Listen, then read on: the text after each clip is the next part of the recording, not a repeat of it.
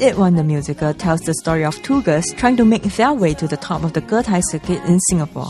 It's not a scene that the younger generation are too familiar with. Well, I haven't actually watched an entire getai performance in a long time. So basically I've been trying to catch up on YouTube. But on YouTube I heard this young singer called Li Peifen. I think she's really young, maybe in her early 20s now only.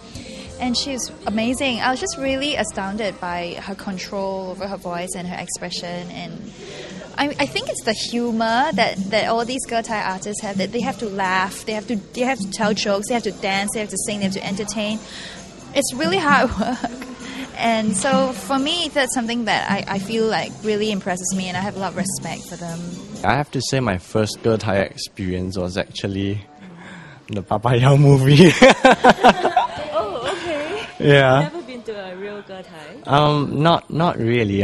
Because I mean, like, I come from a Christian family, so we don't really have this habit, which I think is actually a pity because, I think it's very much a part of Chinese culture. So, like, religion aside, I think it's good for people to actually go and experience something like that. There's a really amazing energy. The hosts are really funny. They are loud and crass and all that, but it just feels very, very Singaporean. Getai may be new to Nat and Joanna, but some of the other cast members had personal getai experiences to share. Years ago, I used to work at Happy Days, the old one over at Bishan. It's under NTUC Club. And every Hungry Ghost Festival, Yu Ling Ling, which is incidentally, my character is based on her. Yeah, in a way, she's also a veteran, Yeah, so I'm not playing her, but something like her, Yeah, so she used to come down and, always wow the crowd.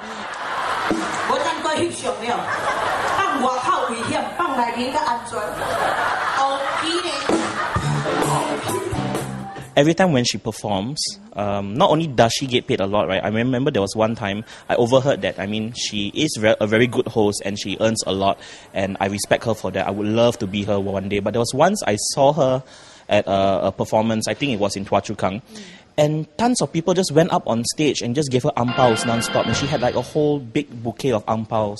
God knows how much inside lah, $2, $10, few dollar, doesn't matter, Yeah, so that was like, I was like, wow, When I was a young girl, my father brought me to see a getai show. Then I was maybe between the age of 5 to 7, around there maybe, and I don't understand what it means. What is getai, or what is stage, what is performance. All I remember was that people talking, and it's so loud, and then there are all these auntie uncle fanning themselves with paper, and then I thought, okay, this is very bothersome. What am I doing here? But then they started singing, and they started singing this song, which I remember till now. It's called 父子情深. And they invited a small boy up to sing because it's a duet between a man and a young boy about their love for each other. Something like, okay, father will take care of you. The son said, Papa, lepang sim. When I grow up, I will take care of you. Aiyo. I was so young, but I could like, oh, and the way they emote, and the way they bring out the words, and then I was with my father, so that was, no, honestly. So as I think back now, sometimes I don't know if my father remembers, but that was my most memorable getai experience.